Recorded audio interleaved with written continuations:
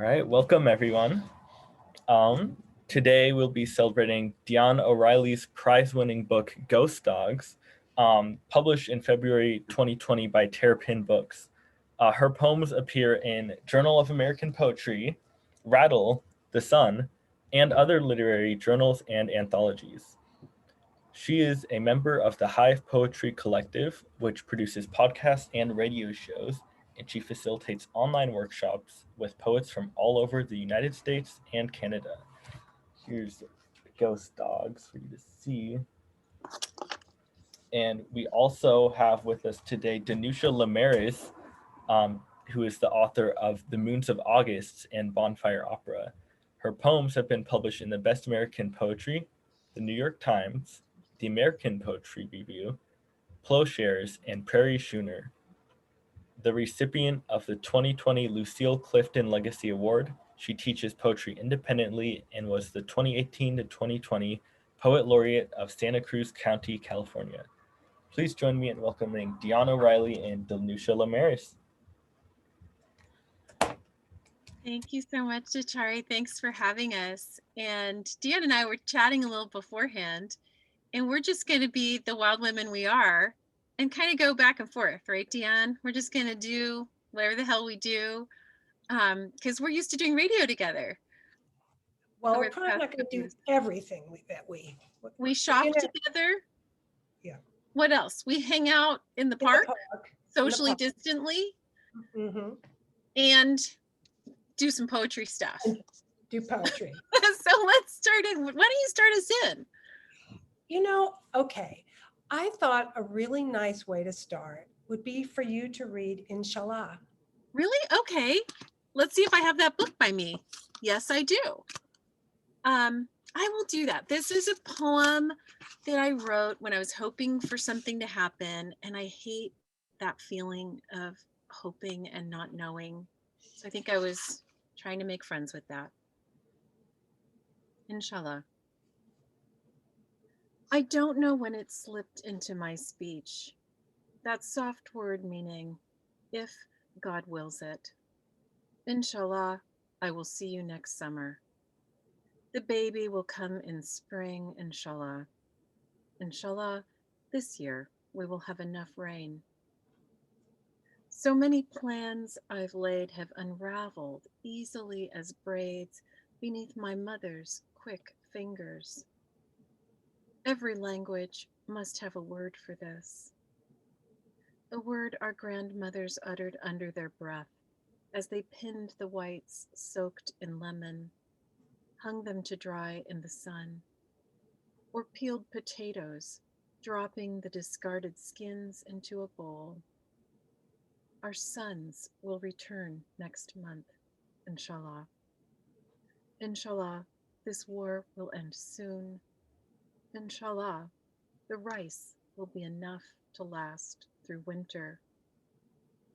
How lightly we learn to hold hope, as if it were an animal that could turn around and bite your hand. And still we carry it, the way a mother would, carefully, from one day to the next. That's such a beautiful poem, Danusha.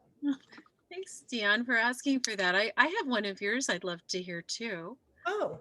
Okay. I was thinking this as we were thinking about starting in. I was like, I want to hear your opening poem because I love the way that it just leads into the landscape of the poems you have on this ranch and just the whole landscape of where your book happens. So insides. Okay. Your game. Right. This poem actually, Ellen Bass gave me a word list. And I was sitting in a room with a bunch of people writing. And I sneezed. And the person next to me moved over, even though I'd covered my mouth. And she was just, this was before COVID. And so it just got me thinking about the insides of our bodies. And how other people, what's that? It's a very weird origin story. Yeah, and so it got me thinking about the insides of our bodies and how people like the outsides more than the insides. And so that was the origin of this one. Insides. On cold mornings, as he stropped his blade on the wand of the whetstone, the butcher would tell me how he loved warming his hands inside a steaming beast. And I, a child, held out for him the steel bucket for the bull's heart, big as a rugby ball, still beating, its convent of small passages, matrix with muscle and stiff fat. I carried it with the vast plain of liver, the kidneys and pimply tongue, 3 trips at least, through the wet vetch and bees, bringing every bit of this bounty to my mother to fry in butter quick before the raw power waned. God, I love that poem, Dion. Thank you. It's weirdly satisfying to get to the inside of things. That muscle and stiff fat. Why do we want that? I don't know, but we do. And that's what we do with poetry, isn't it? We reach inside. I reach inside to whatever. I guess it was a little bit of an ars poetica. Yeah, good place to begin. So do you want to read one from Bonfire Opera this time? Okay, I'll read from Bonfire Opera. Let's do this. And people in the chat, you can also request things as we go. If you have the books and you have favorites you want to hear us read, I'll try to stay attuned to that. Do you want me to pick one, or do you have one you want to read? I'm going to have some mark, but if you have one you're thinking, I'm otherwise thinking The Grass. Well, that's one of my favorites in the book. I'd love to hear that one. Okay. The Grass. Impossible not to ask, post Whitman. What is it? Green blades, a word that makes of it an artillery, the weapons of the soil brandished on the breeze. Or is it the bristles of the biome, a living beast with emerald spines, a thin defense against our ongoing intrusion? Or it's a shag rug laid over the scuffed floors of history, fibers woven from the hair of the dead. All my life, I've wanted to love the world and what it's made of. Loam, peat moss, this stiff-edged greenery. And then I do. And then I recoil again at the roughness of things, the way goodness is taken mercilessly back into the soil and covered up with grass, the way whole tribes have been forced beneath that green layer, and it has served to hide the evidence.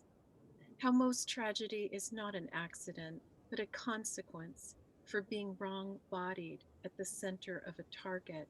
I don't matter. It doesn't care, my brother would say as a child, confusing the two. And now he's dead by his own hand, as if tricked by an error of language. What is the grass? It is what covers his body and is composed of his body. I have sat on the grass over his grave, his coffinless grave, where we laid him down in the moist soil. And I have sat on the rich verdure arisen from his flesh, rocking his young son in my arms, as the leaves of the grass bent in the wind, and the bees lowered themselves to the blossoms of clover, and the grass trembled beneath their earthly weight. So I think I can say now that the grass is my brother, and in it I sense his patience, his quiet goodness, as if they were its fragrance. So it is the grass to whom I can address this poem, to whom I can speak. Dear grass, dear curling fronds, dear little twists of green, it's me, your sister. I do not blame you. I only want to sit with you and stroke your windy hair.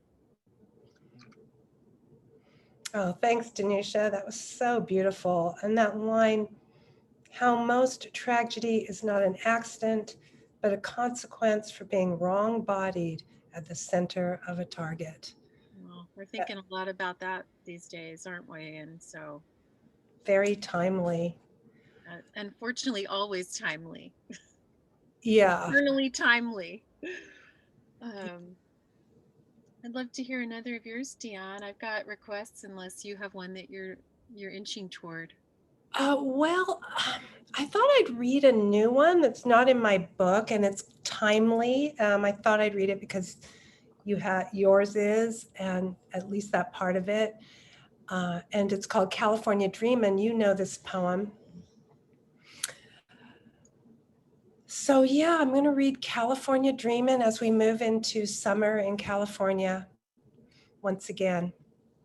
And it's got a little quote at the beginning. America's golden state, warm, palmy air you can kiss, wrote Jack Kerouac, has had choking air, scalding heat, and surreal orange skies. That was from NPR last fall, September 2020.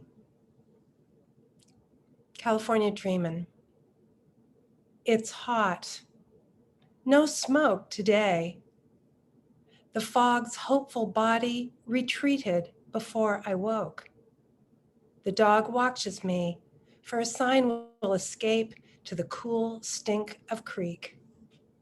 In my dotage, my hair's gone Phyllis Diller, dry and tangled. My dented face in the mirror begs me for a joke.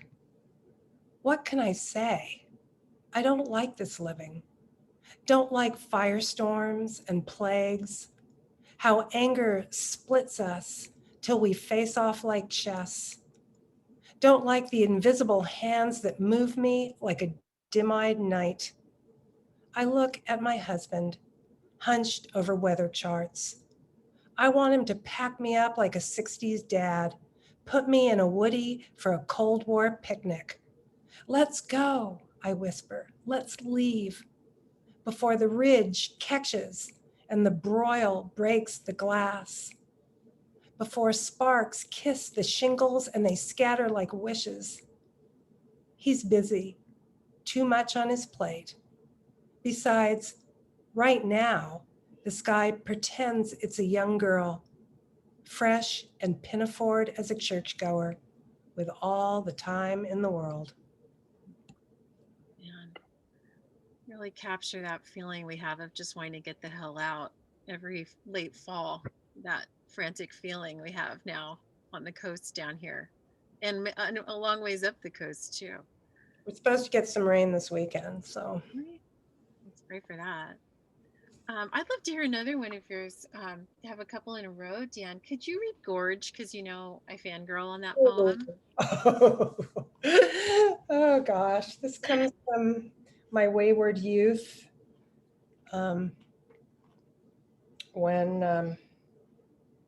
Well, you'll be able to tell. It's just an example of talking about things in our poetry that we do not ordinarily share in polite company. But here we go. Most of what's in poetry, right? that's what's so good. The stuff we like. Yeah, that's what we like. Gorge. I was always hungry. No, I wanted to be fed. No, not that. I wanted to be filled once and for all. A man filling me, a huge man, stuffed completely by a man. They couldn't, of course. No one could. They smelled something on my breath, my need, my arrogance. Not arrogance, derangement, thinking myself supreme, invulnerable, royalty to their temporary lust. They knelt before me before they took me and left. I couldn't stop myself. 4 dozen brown butter kringlers from the Swedish bakery, half a cherry pie from the market time grocery where it smelled like sausages and I bounced checks. I drive to an overlook in Ballard, eat every bit with a quart of milk. I felt full, not full, like I might die if I hit my stomach against the steering wheel. Looking out on the blue of the Sound, I saw Mount Olympus with its mantle of ice like a god I couldn't talk to. Sitting in my car, I watched an old man walking in a sou'wester, his nylon parka covering him completely, a small black Scotty dog on a leash. I was jealous of them, the way they aimlessly took their way through the lawn and wet rhododendron. Couldn't stand to look at them. Climbed in the back seat, pushed a cottony tampon down my craw, held it with a string, careful, no fingernail to make my throat bleed. I felt beautiful when my stomach decanted, concave under my fingertips. No, I didn't. I felt like a lizard. When I breathed, I smelled little pearls of vomit. I felt hungry. No, I wanted to be fed. No, I wanted a man. That's the way I wanted it. I love that poem, Dion. Oh, I love that poem. I love the argument that it's having with itself. And just that craw. well, in keeping with the topic of the poem, that's one of the few poems that came out of me all at once. That seems so fitting. It really is. There it was. There it was. I should say to people who don't know, Dion and I are friends in real life. Something that happened when she signed up for my poetry workshop years ago. But then we started, I don't know how, we started hanging out outside of that. And now I have forgotten that that's the origin of it. But And the rest is history. the rest is history. So if you see us behaving with each other a certain kind of way, it's because we just have known each other for maybe 7-8 years by now. Yeah, Danusha really encouraged me to just write about anything. Clearly. And the result, yeah. And I'm glad I did. This is such a fine book, Dion. It's your turn, Danusha. It is. I already have one I kind of want to respond with, but then if you have another that you want me to do after that, I'm happy to comply.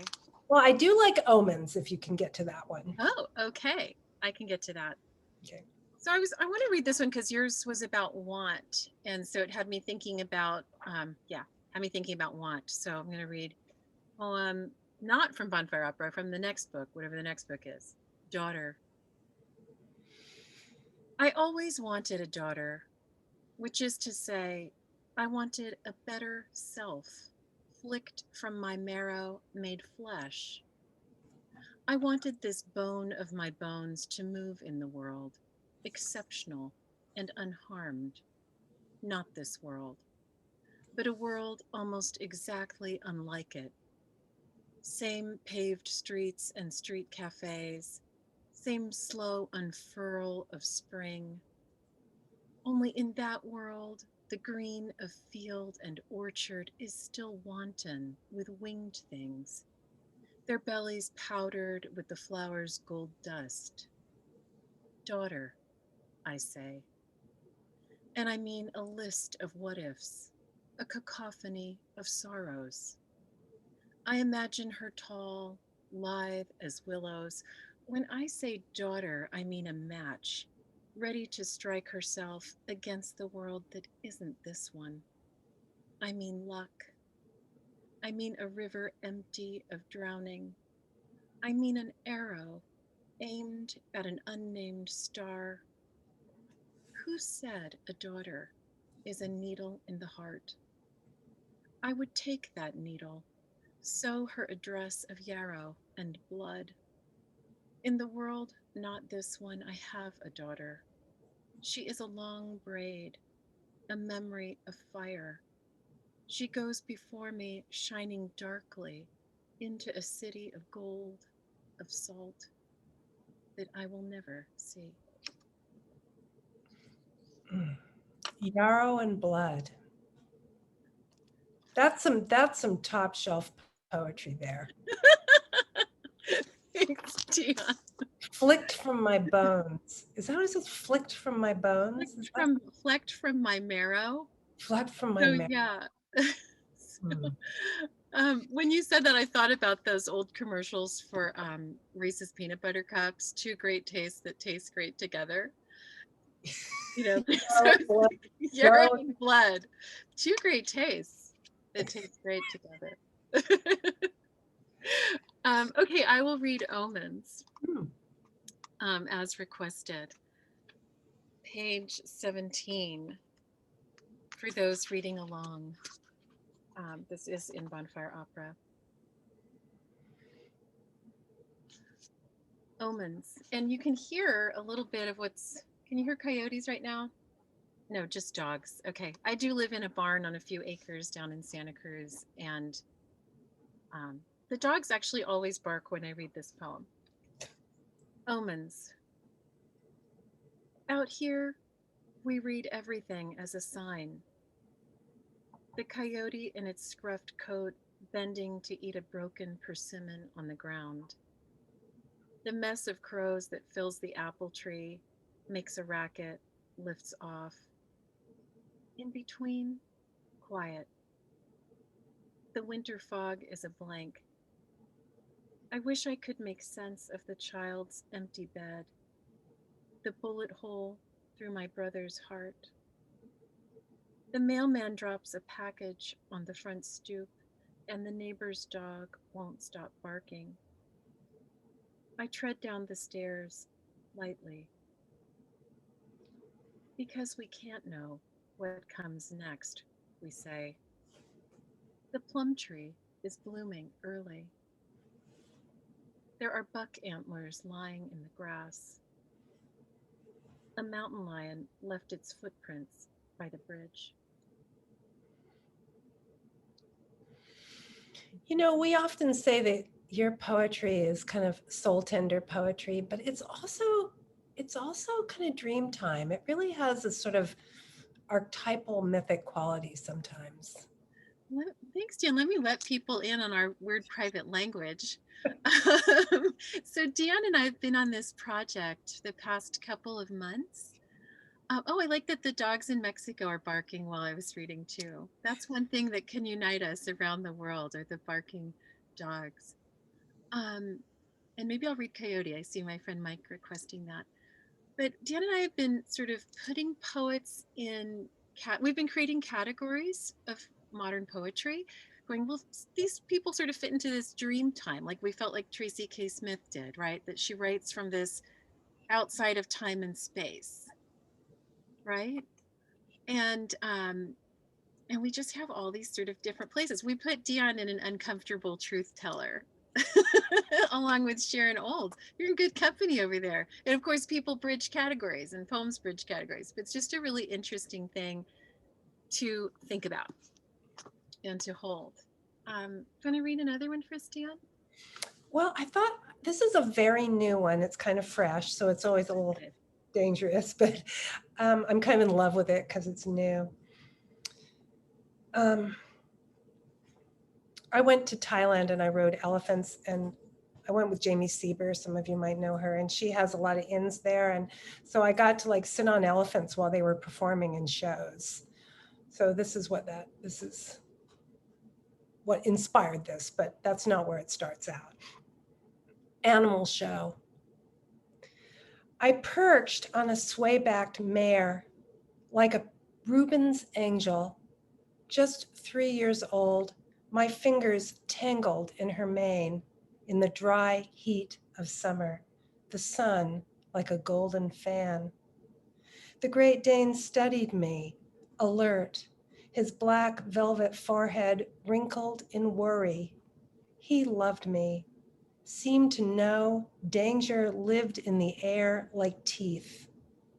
The first thing I noticed was the oak canopy, how close it was. A life in it I wanted to stay in, resting in a nest or draped on a limb. I heard the clock sound of horseshoes, everything swaying like a sea. 60 years later, I would ride an elephant, feel the green world that lived in her belly. But that day on that horse, her coat warm, the smell of roots and sweet alfalfa, I never imagined I would become a woman with hungers and cycles, the stone of hope and loss dragged behind me like that elephant, vexed by a mahout's hook, dragged a downed tree. As a child, I knew nothing of how my mother would become bitter, try to wring her troubles out of me, how she'd kill the dog who tried to stop her. But when I rode an elephant, sadness entered me like a song. I was old enough to let it, to feel how small it was compared to an animal who didn't love me, whose memory was longer than mine. Dan, I love that one. Oh, Let it enter me like a song. I was old enough to let it. Yeah, it's kind of hard when you read a poem for the first time. I know. Well, when it's one like that and it's tender and it's new. It's a deep one. Well, thank you for sharing that. Do you want to read us another? Well, I'm torn. Should I read one about Bellingham from when I used to live there, or should I read a fun one about Dolly Parton? What are you in the mood for? I'll read Bellingham. Bellingham. We're reading in Bellingham virtually, so let's do it. I should read one about Seattle too, because when I used to live there, because if someone went greetings from Seattle, I don't know who it is. I can't see, I didn't find it again. So anyway, I'll read this one about Bellingham. I loved living in Bellingham. And I think I'll come back one day.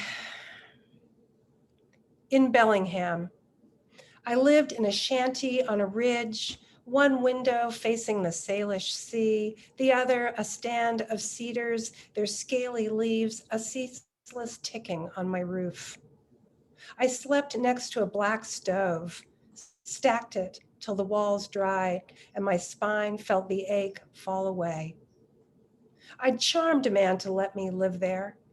He fished in Alaska, May to November, placed the keys in my hand like a velvet bag of diamonds. He was in love with me, but I didn't want him. He hustled mushrooms and hung drywall, never learned to read or write, but could fix anything, stooped over the motor of his Model A, his bare back muscled and pelted, fingers light on the implements as he murmured, "Rich to the right, lean to the left." At the time, I was in love with a Seattle man who designed facades for the Seattle PI. I'd moved north to escape the sight of him with his red-haired girlfriend, her light-flecked skin and slender arms. Every night, I walked the dirt road to the cabin after reading Borges all day at the college or pulling rich streams of espresso at a downtown cafe. I hiked home slow up Sahomie Hill, my body hot inside the steamy wool, the double-coated nylon of my coat. When I got home, the cabin was cold, quiet. I'd bank the fire, fall asleep, thinking about those two men, one who dropped me off for good on a dark street, the other wordless, his eyes stitched with light. Yeah. Love that, Dion. I loved his hands light on the implements. I just want to say that. It makes him kind of sexy, doesn't it? Yeah, his hands light on the implements. It gives you thoughts. Yeah. He was the nicer of the two guys. I could tell. That was the one to go for. But do we know that at the time? We don't. Sometimes our choosers are broken. Sometimes the chooser is broken for some time. Yeah, for some time, for some. I think your chooser got straightened out. Yeah, yours too.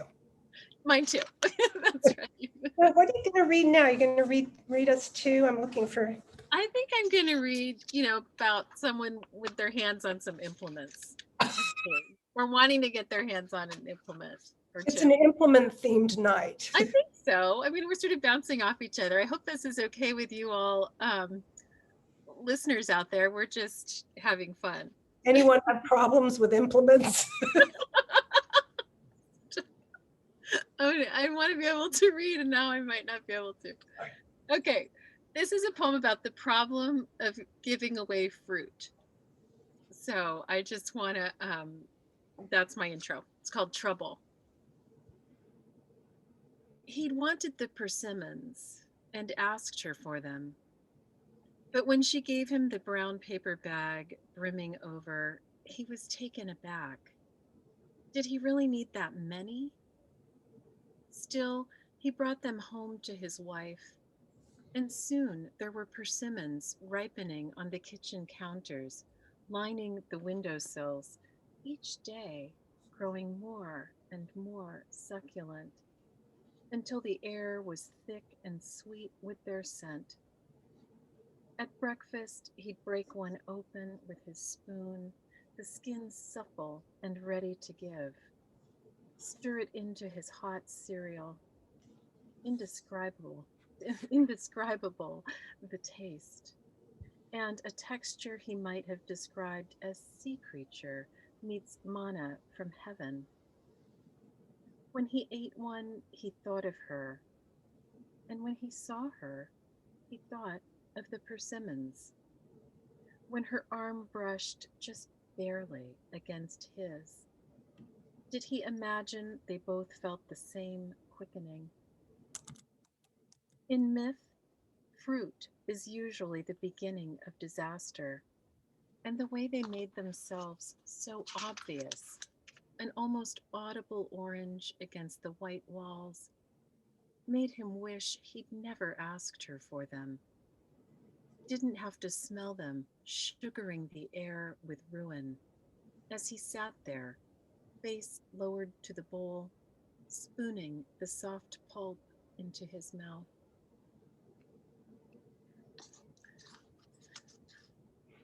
I think it was a good move to go from the implements to the fruit. Thanks, Dan.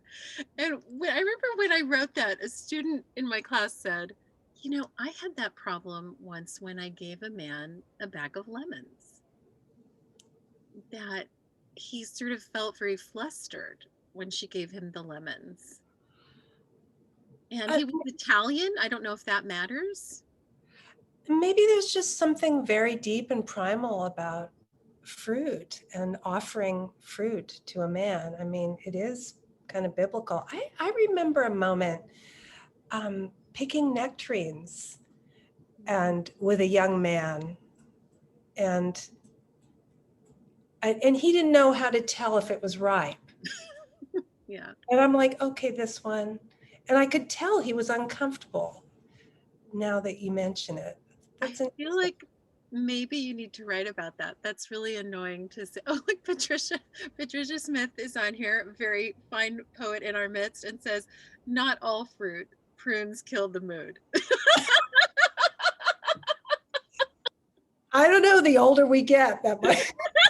Oh, you think maybe later in life that's a come on? Like, hey, let's get that digestion going and then see what else we can get going on. Let's see. Oh, are you going to meet? I think I'll do one more maybe, and then somebody wanted me to read Coyote. Maybe I'll see if I'm. But I want to read about death. Death there. Sorry, guys. What's wrong with us? Maybe I'll read the Coyote one. Shall we do that? Yeah. Okay.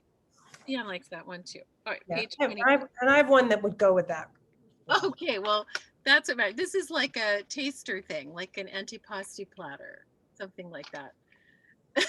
I can see my best friend also making some very funny comments. S.J. Harrison is my friend from when I was 8 years old.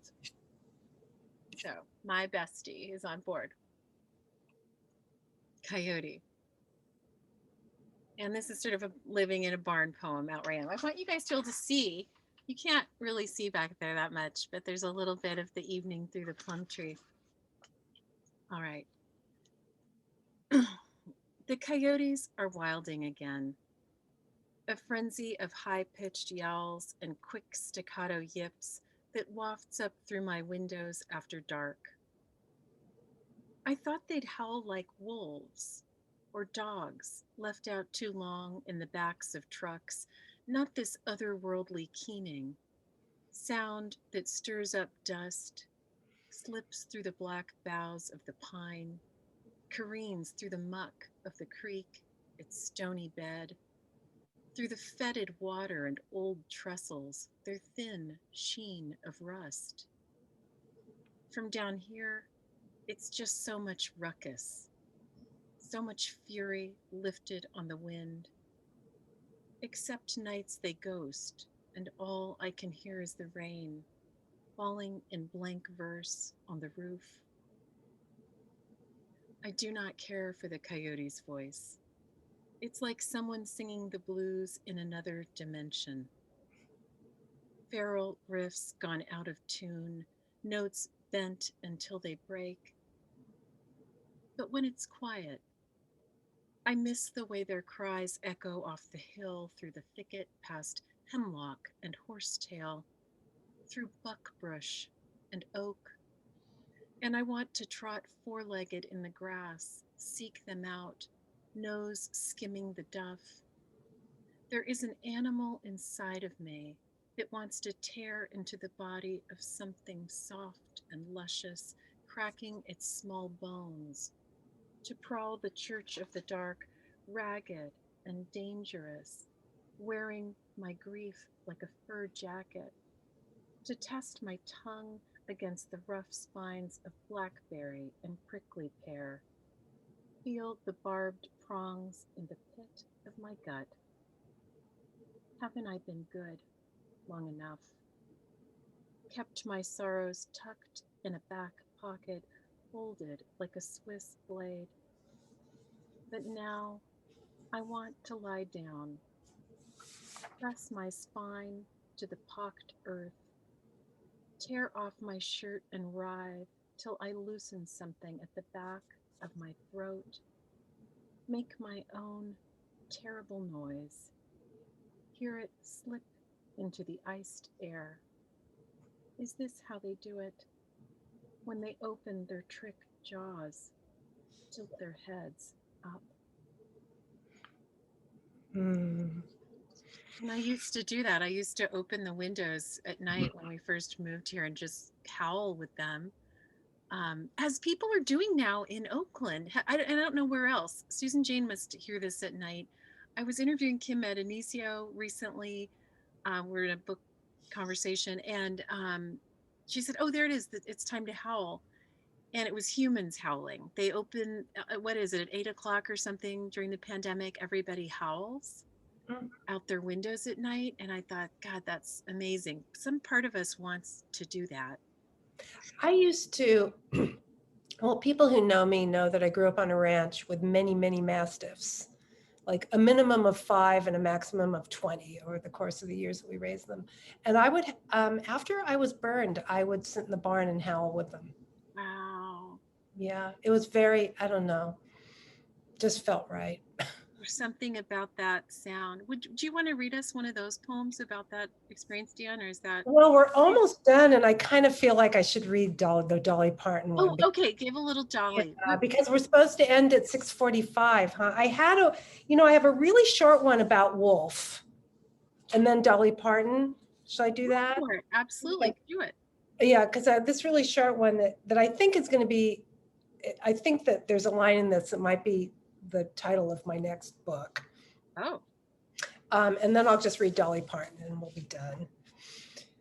Wolf moon, night when wolves howl in the chill, in the maddening jade white light, night when the moon swims above the hill, its face streaked by stark trees. For millennia, we've heard them ravening outside our villages. Our flesh aches with their lament, their hunger, the warmth they find inside the throat of prey. Whimpers, wine blood, swollen shadow, night sharpening, hearts taken beneath the cold love of moon. Do we sense the sadness of the apex predator? Oh, I think any animal who mates for life knows loneliness. Oh. Love that, Dion. And I heard that title in there. I think it's the sadness of the apex predator, maybe, The right? sadness of the apex predator. Yeah. My it's title outing you. I don't know. I think my that's a working great title. Oh, Okay. and Trisha Smith says that's a great title. Oh, wait, that is good. on. That is on. That's your title. Good.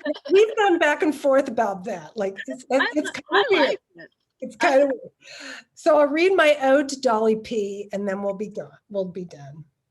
And I should say there's a Q&A that happens after that. So if people have Q's and A's, share them. Or if you just want to chat to us, well, I guess, yeah, it would be Q&A because of the chat, but I can read aloud your comments and do a little Q&A after. All right. Ode to Dolly P. Of course, your breasts, your motherland, your big sky, your greatness pulling you forward and forward. We want to live in your cleavage. Gaze at your inch-long nails as they tick the fretboard. We will always love you. Your native talent, your hardcore story and bird call trill, your odd combination of realness and display. I watch you on Jimmy Kimmel, your gliss lips and chalk white piled high perfection. I feel like Frank O'Hara. Don't collapse, Dolly Parton. Don't collapse. If you die, we won't believe you're gone. We'll keep citing you alive like Jesus or Earhart. Whatever you do, don't stop tottering along our American streets in your dagger sharp, blood red, open-toed pumps. Girl, you're all we've got left. God, I love that, Dan. And that's actually a thing I worry about is the death of Dolly Parton. And this is one of the few places I'll admit that. But I don't know. She's the patron saint of something. Positivity.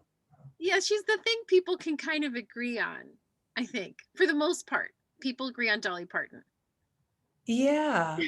I don't know what that is, despite everything else being a hot mess.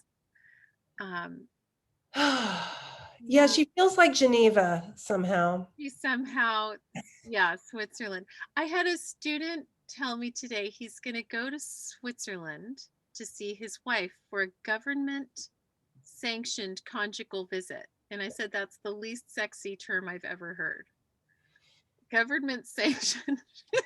He said, yeah, I was wondering what was German for booty call. Because he's like, that's what I want to go. Wait, isn't that just marriage? That's your definition of marriage. Okay, now we're just cracking ourselves up. Sorry, guys. Thank you, Dion. Someone writes, maybe he was in prison. Like I said, isn't that marriage?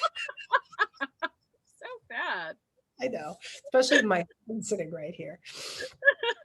We've been in captivity for too long, and this is what happens. But we do want to live in Dolly's cleavage. But here we are. We're also available for questions. Are there questions, Ditcholly? Where's Ditcholly gone? There he is. Hello. So I don't see any questions in the Q&A or chat. If people are welcome, our audience, to type in questions now. There was one question that I saw. It's, can we have a few more poems? If we don't get any questions, you guys are welcome to pick one more poem for us if you'd like to. Okay. I want a question. Oh, here's a question. We cleared them off. Okay. From SJ. The name is cut off. SJ. Yes, that's Harrison. My friend Susan Jane. Yeah. Can you speak to what it takes to read your work? And I'm guessing she's asking what's the answer from each of you, maybe. She says, I think it's very brave, which is why I ask. And I agree, that's very brave. Do you want to answer that first, Dion, or else I could go? You go first. We can both answer that. Yeah. Okay. What does it take? Well, I mean, for me, it's always this question mark in my life of, can I do this? Even on poems, weirdly, that they might not seem like the scarier poems to read. Because I was a very shy kid and literally hid under a desk as a kid. a good amount of the time. So it's probably my worst nightmare to and greatest joy to get to do this. I think it's a real privilege to speak and have anybody listen, really listen to what you're saying. I think that's something that's a deep primal want that we have. So I'm aware it's a privilege to get to be in that position. But it's scary. I find it scary just because temperamentally I'm somebody who wants to turn inward. But I think I feel the world pulling it out of me. Doesn't an audience kind of pull it out of you, Dan? Like, they're listening. And so it kind of brings you to that moment. Some audiences even more than others. I can just feel this audience. I do too. I don't know why I'm feeling folks, but maybe that chat's helping. Yeah, maybe. Well, I think that when you join a writing community and you have a writing group and it's a really good one, you begin to have trust that people can hear whatever it is that you want to write about. And I mean, I am, like you said, kind of a transgressive and uncomfortable truth teller type poet. And I think as that kind of poet, I just really feel like our pain is what unites us. Yeah. And our shame is what unites us. And when we go into that, we will find something deeply human. And I feel like that's what I have to give to the world is just, this is us, this is what's in our heart. And if we can kind of feel that together, it's healing for everybody. Yeah, I love what you said. Our pain is what unites us in our shame. That takes away a lot of that edge because we know everybody has that. That's not unique to us as individuals. Right. And so it is, yeah, it's kind of like I can break out of the shame almost by sharing it, by bringing it into the air. Yeah. There's another question from Courtney. My daughter Susanna wants to know how long you work on your poems before sharing them. Okay, how long? That really varies. Like Dion, you shared one tonight that was really new, right? Yeah, the animal show. I mean, like Gorge, I didn't work on very long. There were like a few lines in it that were really stubborn, but some I can work on off and on for 10 years. That's what I was going to say. It can be between a week to 10 years. Or, I mean, I know that there's probably some I've worked on longer than that. Yeah, and longer. And I think, yeah, so it really varies. So I might share something before it's finished just to see how it floats in the air and how it feels. And that helps me know what else I might work on with it, or, helps me know how I feel about it, how it's received. So I might share something when it's kind of rough too. But in terms of how long it takes to sort of finish a poem, a week to a decade or two. Yeah. I hope that answers that. Sometimes I feel like the harder it is, the better it feels when it's done. That's true. Like if it comes really easily, you kind of go, well, that was that. Looks like there's another question there. How do we know when it's done? I think you're better at that, Danusha, than I am. Oh, I don't know that I am, but I feel like it just has taken years to know. I mean, the truth is sometimes I want to know if the audience feels it when it's read aloud. Like I know what it's about and I'm having feelings and thoughts when I'm writing it, but do people feel it? And so I will sometimes test it on somebody. Like my husband is the closest victim because he's in the house. So I might read it to Armando, also because he has good sensitivities, I feel, about writing stuff. So I might read it to him and he'll let me know if he feels it yet. That's what the late and great poet Lucille Clifton would ask. Can you feel it? Letting it sit for a while and going back to it, you have perspective. And sometimes a poem is basically done. You can feel it has a sense of wholeness, but that doesn't mean that a few little tweaks here and there won't make it better. Yeah. Yeah. I mean, the poet Joe Millar, I have shown him my poems, and he has made some little change that makes such a huge difference. And you can't even believe that that could make such a difference. Like, why Like, did that matter so much? Who knows? But it did. Yeah. Someone else. Oh, whoa, that's long. So Courtney's daughter is impressed that it can take us so long to finish poems. How old is Susanna is what I want to know, because I have a feeling it might be her whole lifetime that we take to submit poems. but not always. I mean, sometimes it's quicker than others. It's not always 10 years. Sometimes it is. Sometimes it is, but not always. So Well, that's long. yeah, she's 9 years old. So that was definitely a little mind blowing, as I could imagine. Yeah. Don't let that discourage you. No, but that means you might start a poem now and finish it when you're like 20. And wouldn't that be cool? When you're old enough to go to a bar, it'll probably be done. It might be done. Or you write a lot of wonderful poems now. I was interviewing my friend Naomi Shevnai, and she started sending out poems when she was, I think Like first grade, right? 7 or 8. Yeah, she was really young when she started her career of sending out work and getting published. And I just thought that was so cool, because she figured out that through writing poems, she could make friends. And that is a true fact.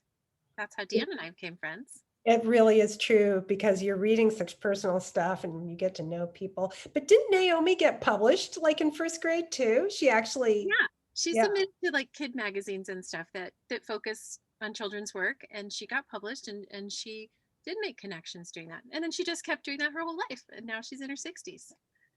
So yeah, kind of cool.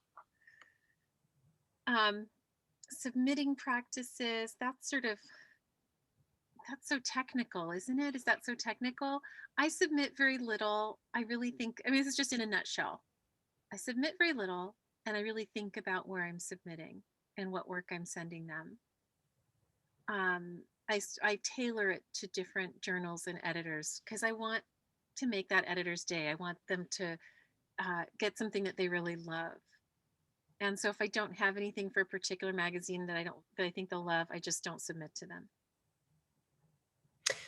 until maybe I do. I don't have anything particularly genius to say about submitting. I think that this was something you told me. Look at acknowledgements page of poets who kind of write like you and see where they have submitted. I just think it's important to try to if you're afraid to submit and you have poems you think are submittable, I would encourage you to submit. It's part of the process of honing your poetry. And we have a question from the Q&A. Joanne's question is, what and who influences your poems other than nature, sex, shame, and pain? What else is there? I'm like hearing Jolly read that question, and I can just hear Joanne's voice in it. What else is there, Dion? What influences? Well, whatever I'm reading influences my poetry a lot. It just gets under my skin. What were they? She said, other than pain, sex? Nature, sex, shame, and pain is how I remember it. Yeah. And Monica pointed out that maybe that's the title of our next book or something. Bliss and joy, curiosity. Yeah, all the things, right? I find that I need to putter a lot. I need to be in the garden a lot just to have my mind kind of porous for whatever lines might arrive. So who knows where it comes from? But just to sort of, it usually arrives to me as a first line. And then I go from there. It's kind of a way of life. You become porous and life enters you. And you become aware of it. It's kind of like a little dream catcher. Oh my God, you're reminding me when I first met Sharon Olds, who won the Pulitzer a few years back. She was wearing a headband that had sort of like antenna on it, like little golden dingle balls on it. And she said, "This is my poem catcher." And it was at a writing conference, and she was walking around like that. And I was like, "Who is this woman?" But now I just love that. I love that she did that. Yeah, you just get your feelies out, your Get your, spider sense. get your feelies out. Music, sound the song. Do you follow any rules or just your ear? Asks Michael Weaver. It's a good question. No, huh?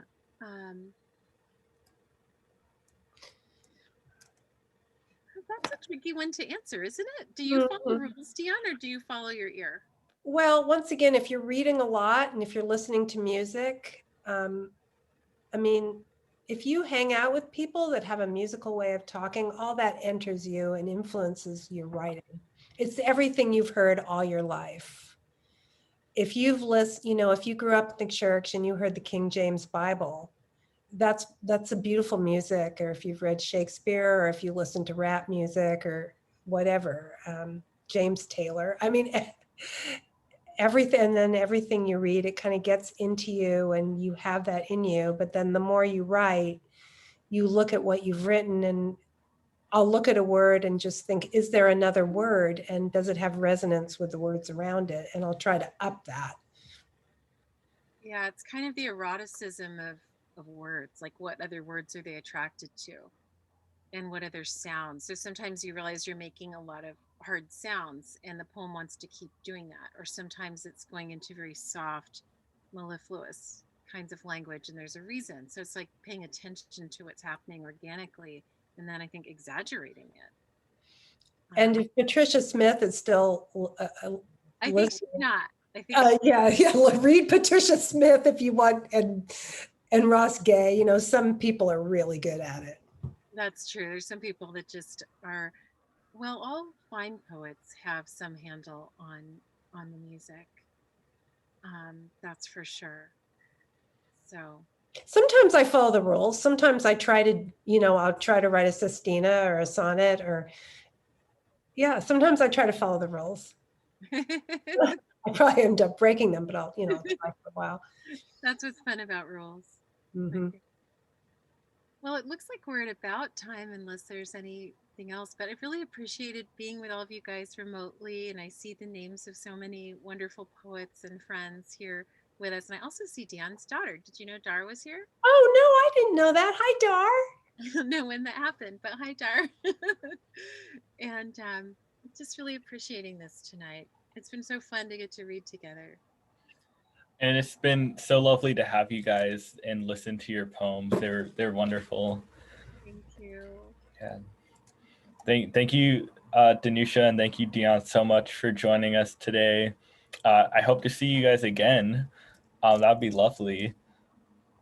And thank you to the audience as well. I'll send the link to the Village Books website where you can find Danusha's and Dion's books. I'll do that right now.